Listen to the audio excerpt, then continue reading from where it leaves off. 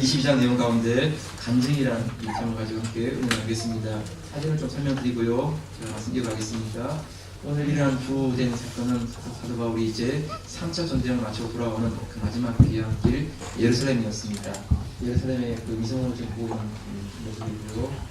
네, 가까이서 보면 성전을 중심으로 한 곳이고, 여기가 기드론 시내가이고, 이 맞은편 여기가 그 겟세마네 풀입니다. 동산입니다. 예수님께서 단지 건너서서 이동하면서 여기서 이렇게 하셨는데요. 예수님 당시에 그 예루살렘에 대한 모습, 모형을 보여한 부분이고요. 네, 성전을 중심으로 하는 부분인데, 여기 이 부분이 느헤미야가 건축한 바로 그 동문에 있는 곳인데요. 사람들이 이렇게 모였는데, 여러분이 아시는 통곡의 벽이라고 알려진 바로 이곳입니다.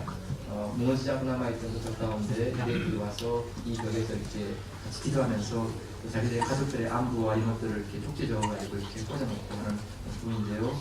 좀 유대인들은 참 많이 웁니다. 이 벽에 와서 이렇게 나라를 잃어버리는 소름과 또 그 전 세계 흩어져 있는 발들을 위한 정 가운데 통곡의 벽이 있습니다. 네, 여기는 다윗의 성체입니다. 다윗 성체, 다윗 때 지어졌던 성체라고 알려진 곳이고요. 지금 밖의 모습, 외부의 모습이고요. 내부로 들어가면 이런 모습인데 많이 지금은 무너졌지만 다윗 시대에 있었던 성체의 모습이 남겨 있습니다. 아마 사도 바울이 이 성체 어딘가에서 이렇게 로마 천부장에서 이끌려가다가 이렇게 하나만 더 보시면요, 이 부분인데요. 여기일 수도 있고 이 부분일 수도 있고, 아무튼 그 사도 바울이 아마 이 어딘가에서 그 군중들 앞에서 이렇게 예수 그리스도를 간증하고 증거하는 그 메시지를 전하는 곳이 이곳이라고 이렇게 알려지고 있습니다. 네, 여기까지 보시고요. 이제 오늘 같이 이렇게 돌아오겠습니다. 바울의 간증은 사도행전에서 3번이 나옵니다. 9장, 22장, 26장. 왜 누가가 이렇게 비슷한 내용을 3번씩이나 기록할까? 그 이유는 바울의 간증이 참 파워가 있기 때문입니다. 다른 사람 이야기가 아니라 내가 만난 이야기, 내가 만난 그리스도, 그 사건이 사람들에게 임팩트, 충격을 주기 때문입니다. 여러분, 바울은 아니라 우리 모든 그리스도인들은 우리 삶 가운데 하나님을 믿는 가운데 기도 응답받은 이야기, 또 예배를 통해서 말씀에 은혜 받은 이야기, 또 내 삶 가운데 행하신 하나님의 그 간증과 손길에 대한 이야기, 이런 것들이 날마다 날마다 이어지는 삶, 이것이 우리 그리스도인들의 삶입니다. 그 속에 하나님을 고백하고 예수 그리스도를 증거하는 삶을 살아갈 때 그 이야기 듣는 사람들에게 충격을 주는 것이죠. 혹은 호기심을 주는 것이죠. 저 사람은 어떻게 나와 다를 수가 있을까? 왜 저 사람은 저렇게 다른 삶을 이야기를 하고 있는 것일까? 이런 부분 가운데 예수님에 대한 마음을 열고 하나님에 대한 길을 들여서 눈에 보이지 않는 분이지만 그분에 대한 이야기를 들을 수 있는 그런 기회가 되는 것입니다. 여러분, 사도행전의 주제가 증인이었습니다. 증인, 그렇죠? 땅끝까지 증인된 것인데, 증인이라는 것은 보고 들은 것, 눈으로 못 본 것을 이렇게 고백하는 그 사람이 증인이죠. 그래서 증인의 고백은 증거 자료로 채택이 되는 것입니다. 증인의 고백은 파워가 있습니다. 왜냐하면 그 사건과 그 현장에 있어서 그것을 목격했기 때문입니다. 여러분, 우리가 다른 사람에게 설명하는 것이 아니고 내가 받은 기도 응답, 내가 체험한 하나님의 은혜, 우리 삶 가운데 대한 하나님의 손길과 인도하심, 이것들이 고백될 때 그 메시지를 듣는 사람들 마음 가운데 하나님을 향하여서, 예수님을 향하여서 마음을 열고 들을 수 있는 놀라운 그 위로, 은혜를 있게 하는 것입니다. 오늘 말씀 주제가 간증인데요. 여러분, 우리가 전주주에 앞두고 간증을 통하여서 우리가 어떻게 복음을 전할 수 있는지, 어떻게 할 수 있는지에 대해서 이렇게 지혜를 얻는 귀한 시간이 되면 좋겠습니다. 첫 번째는 오늘 이 사도 바울의 모습 가운데서요, 언제나 예수 그리스도를 전하고 싶은 그런 열망이 갇혀 있습니다. 그리스도를 전하고 싶은 열망. 오늘 보면 1절을 같이 한번 볼까요? 1절 말씀인데요. 시작. 부형들아, 내가 지금 너희 앞에서 명령하는 말을 들으라 하더라. 저희가 그 히브리 방언으로 말하는 걸 듣고 더욱 존경한지라 이에 가로되. 바울은 성전에서 이제 정결의식을 행하고요 나오는데, 헬라 사람, 이방 사람을 성전 안으로 끌어들였다 하는 이런 오해를 받고 유대 군인들이 막 화를 내면서 다윗을 막 폭행하기 시작했습니다. 그 집단을 폭행하는 게 너무나 심하여서 그 상황 가운데 잘못하면 죽을 수도 있는 그런 상황이어서 로마 군병들이 연락이 되었고 로마의 천부장이 이렇게 달려와서 그 가운데 군들을 해산시키고 그 바울을 이렇게 끄집어내어서 이제 다윗의 영창으로 데려가고 있는 상황이었습니다.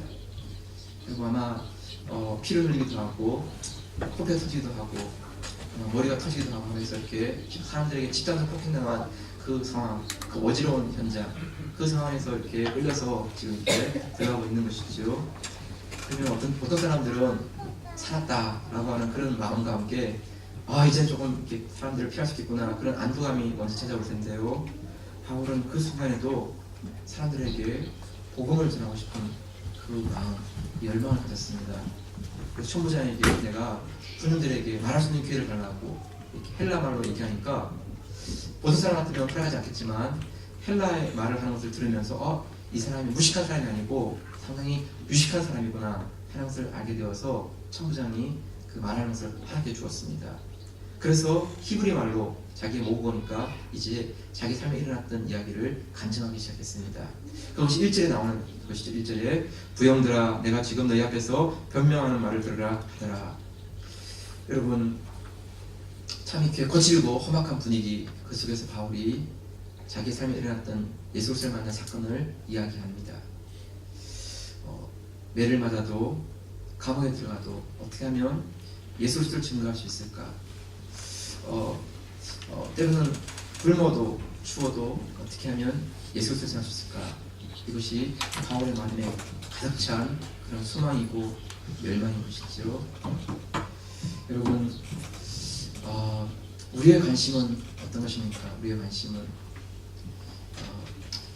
어떤 사람은 집에 대해서, 자동차에 대해서, 스포츠에 대해서, 또 사업에 대해서, 자녀 교육에 대해서, 또 혹은 휴가에 대해서 많은 관심을 가질 수가 있습니다.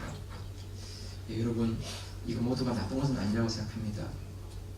그런데 이러한 관심은 나쁜 것은 아니지만 이런 관심은 우리의 삶에 열정을 주지는 않습니다.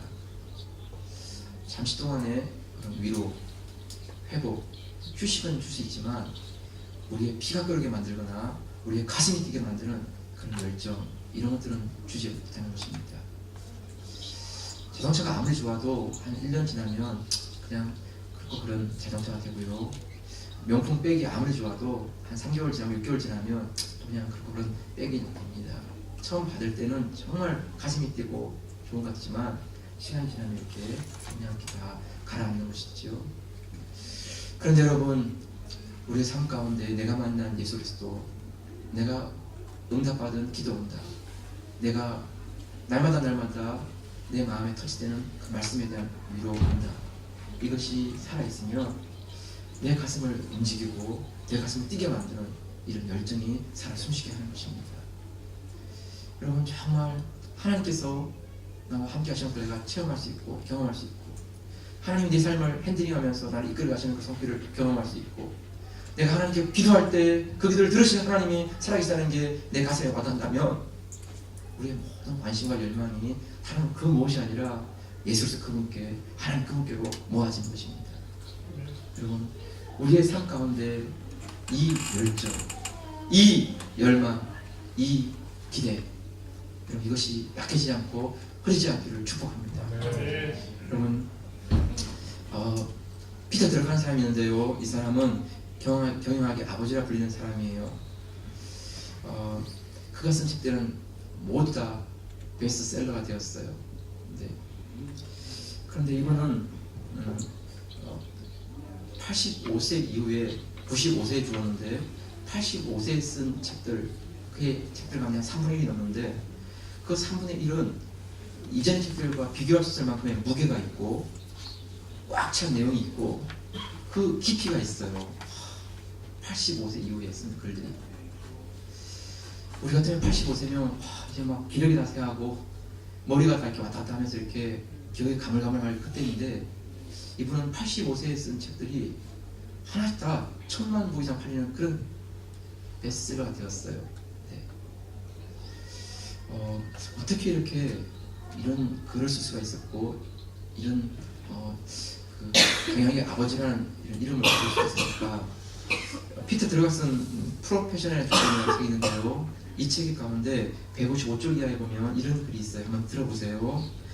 고등학교를 졸업하고 고향인 오스트리아의 수도 빈을 떠나 독일의 함부르크에 있는 면제품 수출회사에 견습생으로 입사했다. 내 나이는 18살 되었다. 견습생이 하는 일이라고는 재미없었고 또 배울 것도 거의 없었다. 오전 7시 반에 출근해서 오후 4시까지 일하고 토요일은 정오까지만 일했다. 시간이 남아 돌아서 일주일에 한 번씩 오페라를 관람했다. 나는 견습생이었기 때문에 그리고 돈이 많지 않아서 개막 1시간 전까지 극장 앞에 기다리고 있으면 막이 오르기 10분 전에 팔리지 않는 값싼 좌석은 무료로 나누어 주었다. 그런 식으로 오페라를 관람하던 어느 날 이탈리아 작곡가 주세페 베르디의 오페라를 보게 되었다. 베르디가 1893년 작곡한 최후의 오페라 폴스타트였다. 지금 그 곡은 베르디 오페라 가운데 가장 인기 있는 작품이 되었지만 70년 전만 해도 잘 연대되지 않는 곡이었다. 가수들도 청년들도 그 곡이 너무 어렵다고 생각했다. 그런데 나는 폴스타트의 완전히 멜로디였다. 그날 밤 오페라 극장에서 느꼈던 감동은 지금까지도 상상에 남아있다. 오페라를 관람한 후에 집에 들어와서 자료를 찾아보았는데 그때 깜짝 놀랐다. 그토록 유쾌하면서 인생에 대한 열정을 가득 찬 오페라를 접한 사람의 나이가 80살의 노인이었다. 겨우 18살이었던 나에게 80살이라는 나이는 도무지 상상되지 않는 나이였다. 당시에는 건강한 사람들의 평균 수명이 50세에 불과했다. 그런데 80이라는 나이는 그 당시에 흔한 나이가 아니었다. 나는 계속해서 베르디가 쓴 글을 읽어보았다. 이미 19세의 최고의 작가라는 명성을 얻은 그가 왜 늦은 나이에 힘들게 오페라를 작곡하는가 하는 질문을 받았다. 베르디는 이렇게 대답했다. 음악가로서 나는 일생 동안 완벽을 추구하며 살아왔습니다. 완벽하게 작곡하려고 작품마다 애를 썼지만 작품이 완성되고 나면 늘 아쉬움이 남았습니다. 그래서 나에게는 언제나 한 번만 더 도전해보자는 의무감이 생겼습니다. 나는 베르디의 그 말을 잊을 수가 없었다. 그의 말은 나에게 지울 수 없는 강한 인상을 남겼다. 그리고 그때 내가 무엇을 하든지 간에 베르디의 이 고백을 인생의 길잡이로 했다고 결심했다. 누군가 나에게 물었다. 당신의 쓰신 중에서 최고의 책은 무엇입니까? 나는 웃으며 이렇게 대답한다. 바로 다음에 나올 책입니다. 이 말은 결코 농담이 아니다. 나는 베르디가 80살이라는 나이도 불구하고 오페라에 대한 열정을 가지고 완벽을 추구하면서 작곡했던 그 심정으로 앞으로 나는 몇 권의 책을 쓸 계획을 가지고 있다. 이미 베르디가 살았던 인생보다 더 많은 인생을 살아왔지만 살아있는 동안에 완벽이라는 것은 언제나 나를 피해갈 테지만 나는 언제나 완벽한 글을 써보리라고 다짐하면서 글을 쓴다. 여러분, 피터 드러가는 사람이 그가 그 나이가 많은 가운데도 이렇게 글을 쓰는 그 감동이 18살 때 베르디의 오페라를 보면서 하였던 그 인상, 그것 때문에 그의 80에 넘는 그 인생 동안에 가슴을 뛰게 만드는 그런 글이 되었다는 것입니다. 우리도 마찬가지입니다. 우리가 피터 드라거나 우리가 또 다른 베르디 같은 사람이라거나 그런 의미가 아닙니다. 정말 우리의 심장을 뛰게 할 수 있는 그것, 우리 가슴에 끓어오르는 그것, 때로는 매를 맞고 감옥에 들어가고 배고프고 춥고 하는 그런 삶이 있다 할지라도 정말 내 가슴 가운데 예수 그리스도의 그 기도에 대한 응답이 살아있고 예수 그리스도의 그 흔적이 내게 함께하고 하나님의 그 손길이 내게 함께 있다면 내가 그 무엇도 두려워하지 않는 것입니다. 그 무엇도 부러워하지 않을 수 있는 것입니다. 성도 여러분, 우리가 자꾸 다른 것 때문에 부러워하고 다른 것 때문에 이렇게 아쉬워하는 게 아니고 정말 내가 영접한 예수 그리스도 그 주님이 내 인생을 이끌어 가시고 내 삶의 주인 되시고 내가 기도하는 것들을 응답해 주시는 그분의 살아있는 생생한 손길을 경험할 때마다 우리의 가슴이 뛰고 우리 심장이 뛰는 그런 삶이 이어지기를 주님을 축복합니다. 남의 이야기가 아니라 내 이야기가 될 수 있는 그런 간절, 그런 고백, 이것이 내 인생을 채워가기를 소망합니다. 두 번째 여러분 오늘 본문에서 바울이 말하는 것을 한번 보면 좋겠습니다. 3절인데요. 같이 한번 볼까요? 3절 말씀 시작. 나는 유대인으로 길리기아 다소에서 나왔고 이성에서 자라 가말리엘의 문화에서 우리 조상들의 율법의 엄한 교훈을 받았고 오늘 너희 모든 사람처럼 하나님께 대하여 열심하는 자라. 바울은 자기의 지금 간증하면서 자기의 지나간 삶의 배경들을 간단하게 소개합니다. 길리기아 다소에서 나왔고 가말리엘의 문화에서 자랐고 율법의 엄한 교육 가운데 바리새인으로 자랐다고 이렇게 말하고 있습니다. 그리고 그가 헬라말을 할 수 있는 자기의 모습을 27절에서 말하고 있고 그리고 또 충계에서 말할 때 유대인들에게 히브리 말로 말하고 있습니다. 오늘 보면 2절에 보면 저희가 그 히브리 강언을 말함을 듣고 더욱 존경한지라 하니까 자기가 못 보니까 히브리 말을 하는 것이죠. 또 헬라 말을 하는 것을 볼 수 있고요.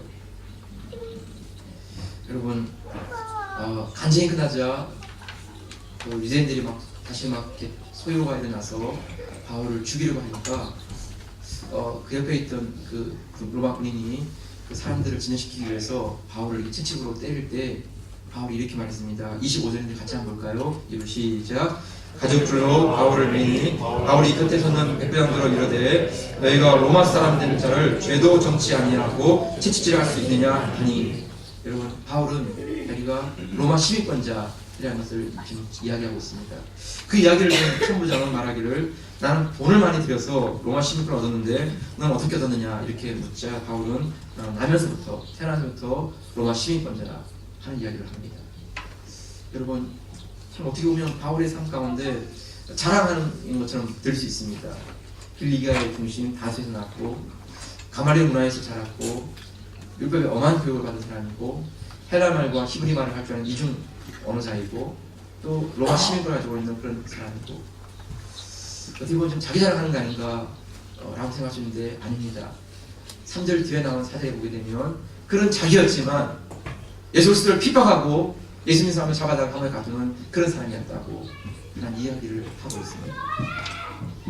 여러분 간증이라는 게 너무 어렵다고 생각하지 마시고요. 내 삶 가운데 일어나는 사건 가운데 내가 만나고 경험한 그 주님, 그 하나님 특별히 내가 누구인지에 대한 그 설명과 함께 그런 나에게 다가오신 그 주님 그 부분을 우리가 삶의 작은 부분들을 사람들에게 이야기하면서 내가 만난 하나님, 내가 만난 주님에 대한 이야기를 전할 수 있는 것입니다. 과거에 지나간 이야기가 의미 없는 게 아닙니다. 혹시 여러분들 가운데 상처받은 분들 있습니까? 죄송하지만 남자로부터 큰 시련을 당한 분 있습니까? 혹시 여러분들 질병을 앓으신 분 있습니까? 우리 주님께서 그들 그대로 사용하십니다. 정말 상처받은 그 사람 앞에 내가 이전에 받았던 상처에 대한 얘기를 같이 고백할 때 그 사람에게는 위로가 되고 힘이 되고 격려가 되는 것입니다. 내가 정말 시련당한 그 아픔이 있습니까?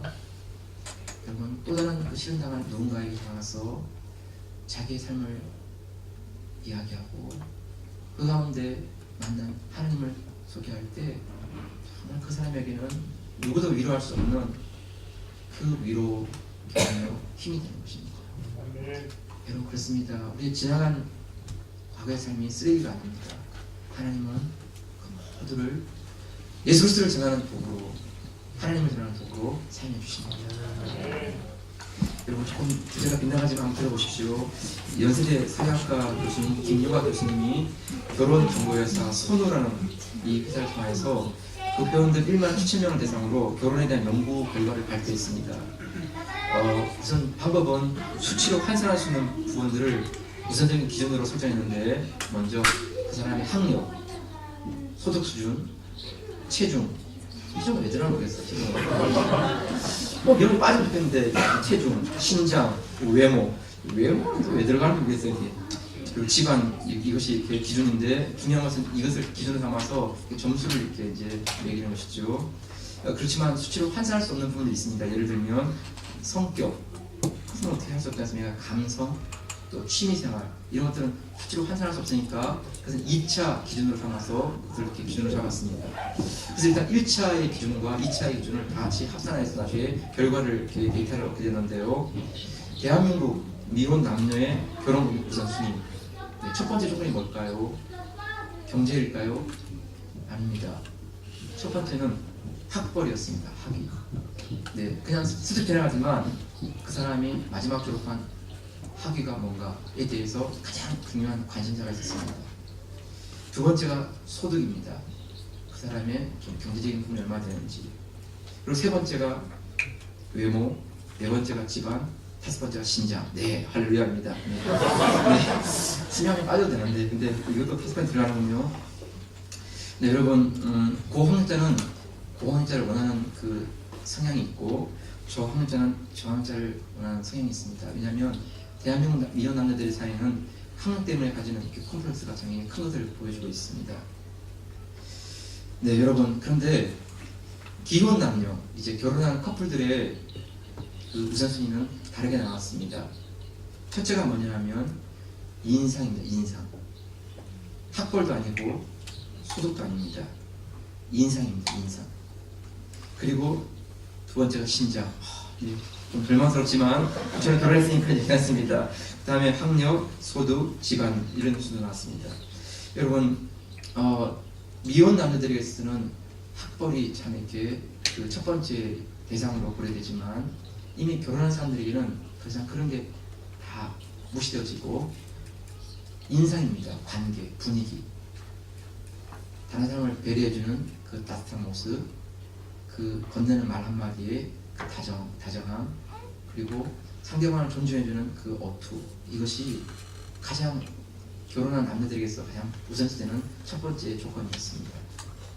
그래서 너무나 의외의 그 결과를 가지고 있었기 때문에 이제 인상이라는 게 뭔가에 대해서 조금 더 들어가서 다섯 가지로 검토하였습니다. 그래서 호감, 아주 호감이 있는 것이죠. 호감. 두 번째는 약간 호감, 세 번째는 보통, 네 번째는 약간 비호감, 다섯 번째는 완전 비호감. 네, 이렇게 이제 호감부터 완전 비호감까지 이렇게 다섯 개 나눠서 질문을 던지면서 어떤 경우에 호감이 있고 어떤 경우에 비호감인지에 대한 것들을 데이터를 조사했는데요. 그래서 이런 인상 평가에 관한 부분에서 호감에 관한 부분은 5.1%, 완전 호감이죠. 약간 호감 39.7%, 보통 53.7%가 나왔습니다. 그러니까 여러분, 결혼 남녀에 대해서 가장 중요한 부분은 결국 분위기입니다. 서로를 대하는 존중, 관계, 이 부분이 거의 90%를 차지한다는 것입니다. 그러니까 결혼한 남녀들에 있어서 그냥 커플들이 이렇게 함께 할 수 있는 가장 중요한 부분은요, 서로에 대한 존중, 서로에게 나누는 그 말, 따뜻함, 배려, 이것이 있으면 좀 학벌이 없고 소득이 없고 좀 이렇게 서로 집안에 좀 갈등이 있더라도 그 부분들을 다 이렇게 좀 뛰어넘을 수 있는 그런 조건이 된다는 것입니다. 네, 여러분, 여러분 이 데이터가 물론 우리와 관계가 없을 수도 있지만 한 가지는 좀 생각해보면 좋겠습니다. 우리가 바꿀 수 없는 것들은 있습니다. 내가 아무리 공부한다 할지라도 사람마다 학력이 다 고학력이 될 수는 없지 않겠습니까? 저 같은 사람은 신장은 아무리 열심히 운동해봤자 그냥 안 되더라고요. 철봉을 자꾸 늘어지라 그러고 콩나물 많이 먹으라 그러고 많이 먹어봤습니다. 네. 철봉도 열심히 잡아봤습니다. 막 거꾸로 해보고 근데 키가 익힙니다. 네. 이것도 바꿀 수가 없습니다. 근데 여러분, 바꿀 수 있는 게 있습니다. 그 사람의 분위기입니다. 분위기. 표정과 태도와 그분의 말과 그분의 삶 가운데 보여주는 그 따뜻한 분위기, 이것은 바꿀 수가 있습니다. 성도 여러분, 우리가 바꿀 수 없는 것들은 어쩔 수 없다 할지라도 우리가 바꿀 수 있는 그 부분에 대해서는 우리가 정말 하나님께 기도하면서 정말 다른 사람에게 호감을 줄 수 있고 마음을 열 수 있는 그런 사람 되기 원합니다. 우리 따뜻한 말 한마디, 그 위로가 다른 사람에게 너무나 큰 격려가 되는 것입니다. 칭찬 한마디, 사랑 있는 말 한마디, 그리고 다른 사람을 배려해주는 그 말 한마디, 그 한마디를 듣고 힘이 나게 되는 것입니다. 여러분, 우리의 간증이라는 거, 이게 다른 많은 설득력과 많은 어떤 지식이 동원될 뿐이 아니라 우리 삶 가운데 보여주는 그 따뜻한 말, 환한 얼굴의 미소, 이것이 다른 사람에게 저 사람 어떻게 저런 미소를, 저런 웃음을, 저런 모습을 할 수 있을까, 이런 궁금증을 가지게 한다는 것입니다.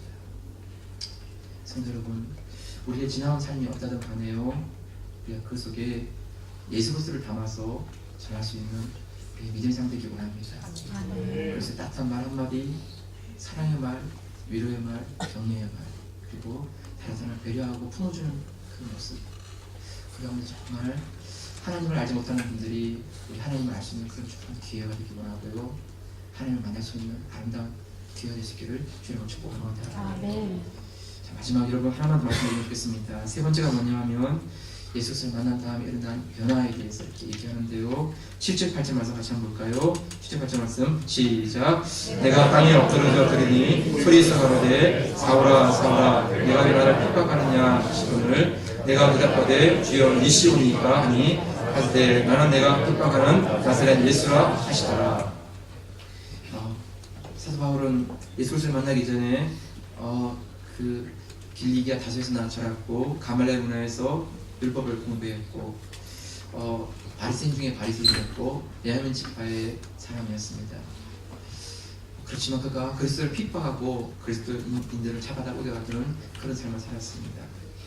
그런데 그가 다메섹 도상에서 예수 그리스도를 만난 다음에 그가 그 삶이 이렇게 변화되었습니다. 살든지 죽든지 그리스도를 전하는 삶을 가장 존귀하게 여기는 사람이 되었고 감옥에 들어가도 매를 맞아도 어느 곳이든지 그리스도를 전할 수 있다면 가장 큰 기쁨으로 여기는 그런 사람이었습니다. 네, 여러분 사도 바울 같은 경우는 그리스도를 만나기 이전과 그리스도를 만나기 이후의 삶이 너무나 분명하게 이렇게 달라진 모습을 보게 됩니다. 여러분 바울만 아니라 사실 믿음의 모든 사람들에게는요 이런 변화가 일어났지요. 어거스틴 같은 사람은 젊은 시절에 사생활을 알 만큼 방탕한 삶을 살았습니다. 쾌락과 철학에 빠져서 지적인 호기심을 전전하다가 예수 그리스도를 경험한 다음에는 그 모든 삶을 그리스도를 전하는 삶에 집중하였습니다. 그래서 이제는 방탕한 어거스틴이 아니라 성자 어거스틴으로 바뀌게 되었고 그가 신국론 시스타스 데이라고 하는 하나님의 도성이라는 책을 통하여서 세계 역사 가운데 인류 역사 가운데 하나님의 역사가 어떻게 흘러가는지 이런 것들을 다루면서 가장 그 스케일이 큰 그런 글을 통하여서 로마가 이 땅의 전부가 아니고 로마를 넘는 초제 하나님의 나라가 이 땅에 흘러가고 있다는 것을 보여주면서 미래의 눈을 열어주는 그런 글을 썼습니다. 여러분 영국을 뒤집어 놓은 조지 휘필드는 15살까지 바에서 술집에서 일하는 바텐더였습니다. 그가 예수 그리스도를 만난 다음에는 그 술 취한 사람들에게 또 강부들에게 찾아가서 복음을 전하는 그런 사람으로 바뀌게 되었습니다. 여러분 윌리엄 캐리는 구두방에서 이렇게 구두를 수술하는 그런 사람이었지만 그가 예수 그리스도를 만난 다음에는 그의 마음 가운데 열망이 뭔가 하면 그리스도를 알지 못하는 영혼들에게 복음을 전하고 싶은 그런 큰 열망을 가졌습니다. 그래서 그가 자원하여서 인도 선교사로 파송하였고 아무도 후원해주지 않는 가운데 인도에 들어가서 몸으로 뛰면서 언어를 배우는 가운데 126개의 학교를 세웠고 16개로 언어로 성경을 번역하였고 아시아의 최초의 대학인 세란폴이라는 그 대학을 세웠습니다. 여러분 그것이 그의 가슴을 뛰게 만들었습니다. 여러분 5만 번이나 기도 응답을 받았던 조지 밀러, 우리가 생각할 때 너무나 기도의 사람으로 알려지지만 여러분 조지 밀러는 좀도둑이었습니다. 동네가 다 아는 좀도둑이어서 좀 좋은 거 있으면 좀 탐나는 거 있으면 다 훔쳐가는 그런 사람이었습니다. 그럼 그가 예수 그리스도를 만난 다음에는 그가 자기의 그 행실을 끊고 이제 필요한 것들, 있을 것들을 오직 기도로 구하는 그런 사람이 되었습니다. 그래서 영국의 그 가난한 그 경제 고황 속에서도 5,000명이 되는 그 고아들을 먹이기 위해서 새해마다 하나님께 기도하면서 먹을 것을 구하고 필요한 것을 구하면서 그 고아들을 돌보는 그런 사람이 되었습니다. 5만 번의 기도, 5만 번의 응답, 그런 사람이 되었던 것이죠. 여러분 생각해보면 이렇게 위대한 사람들만 그렇게 변화되는 게 아니고요, 우리도 마찬가지입니다. 우리 삶 가운데 성령 충만함과 그리스도의 그 기름 부으심 은혜가 우리에게 있다면 우리 삶 가운데도 그 기름 부으심이 흘러가고 성령 충만함이 나타나는 것입니다. 여러분 우리가 자꾸 그러니까 주일에 이렇게 한번 오셔서 예배드리는 거 너무 귀하잖아요. 네. 근데 여러분 이 한 번에 이것도 너무나 소중한 것이지만 이거 한 번만으로 우리가 나머지 6일 동안을 은혜가 충만하고 성령이 충만하고 살기에는 참 이게 어려운 것입니다. 그래서 우리가 주중에서는 우리 삶 가운데 우리가 매일매일 기도의 삶, 말씀에 대한 묵상의 삶, 이것이 같이 가지 않으면 우리가 주일을 한 번 삼 예배드리는 이것으로서 우리가 삶 가운데 성령 충만하고 은혜가 충만한 그런 삶을 살기가 좀 어려운 것입니다. 여러분, 우리가 성령 충만하지 못하고 기도 충만하지 못하면 우리에게 일어나는 변화가 뭔가 하면 자꾸 우리 마음이 이렇게 요동치는 것입니다. 감정의 기복이 심하고 우리 마음 가운데 분노가 막 일어나고 우리가 뭔가에 대해서 막 우리 감정이 막 휘둘리고 휩쓸리고 그러면서 우리가 막 출렁거리는 것입니다. 이렇게. 그래서 여러분, 우리가 주일 예배의 그 은혜를 간직하고 우리가 하루에 30분만이라도 우리가 하나님 앞에 기도하고 말씀 묵상하고 하루를 시작하면 성령 하나님께서 붙잡아주시고 이끌어 가시면서 우리의 마음의 생각과 감정을 지켜주시는 것이죠. 두려움이 오지만 우리가 두려움을 이길 수 있는 담대함을 주시고 염려가 오지만 그 염려를 뛰어넘을 수 있는 담력을 주시고 사람들의 환경에 공격이 있지만 그 공격 속에서 우리가 요동하지 않는 든든함을 주시는 이거 내 힘이 아니고 성령의 은혜, 성령의 충만함이 이런 것들을 의미 감당케 하는 것입니다. 성도 여러분, 예수를 쓸만하다면 우리 삶 가운데 정말 이런 체험, 이런 삶이 이어지기를 축복합니다. 남의 이야기가 아니고 내 이야기가 되면 좋겠습니다. 그래서 우리가 아침에 하루를 시작할 때 주의 인자심을 보게 하시고 주의 신의 선하심이 내 삶을 의의 길로 인도해달라고 우리 하나님께 기도드리면서 내 삶을 지켜주시고 내 발걸음을 붙잡아달라고 그렇게 우리를 하루를 시작하면서 주님 앞에 달려가는 것입니다. 여러분, 그 속에 하나님의 감정과 하나님의 체험과 하나님의 은혜가 고백되는 것입니다. 이것이 나의 감정이요 이것이 나의 찬송이 있습니다. This is my story, this is my song. 여러분, 이 삶이 우리 가운데 함께 하시기를 주님 축복합니다. 말씀을 마무리하겠습니다. 여러분, 가운데 그분들이 휩쓸려서 매를 맞는 그 자리 가운데서도 그의 마음속에 끓어오르는 그 열정, 그것은 그리스도를 전하고 싶은 그 마음이었습니다. 이것은 여러분 그냥 우리가 뭐 한번 결심한다고 그냥 이런 사건이 아니고 그 마음 가운데 불타오르는 거, 끓어오르는 용광 같은 그 열정, 그 마음, 거기 살아 숨쉬기 때문에 그 군인들 앞에서도 그 사람들 앞에서도 전할 수 있는 이런 기회가 되는 것입니다. 성도 여러분, 우리 삶 가운데 지나갔던 그 모든 것들 결국 쓰레기가 아닙니다. 그 가운데 함께 하셨고 그것들을 통하여서 그리스도가 드러나고 하나님 친구 되기를 원하십니다. 여러분, 우리의 지나가는 삶이 어떠든 간에 그 가운데서 주님을 전하고 하나님 전할 수 있는 위로와 경제가 되기를 소원합니다. 마지막 여러분, 우리의 삶이 하나님의 간증과 기도 응답과 체험으로 이어지기 원합니다. 주일 한번 그 사건으로 끝나는 게 아니라 우리 주신 가운데 이어지는 그 사건들, 이것이 나의 간증이요 이것이 나의 찬송이었어요. 여러분, 예수께서 우리 안에 들어오시고 그는 나의 주인 되셔서 나와 함께 하시는 가운데 부어주시는 그 놀라운 기도 응답에 대한 감동도, 이런 삶이 오늘 가운데 함께 하시기를 주님 축복합니다. 주님 붙잡고 다시 한번 기도할까요? 기도하겠습니다. 하나님 아버지,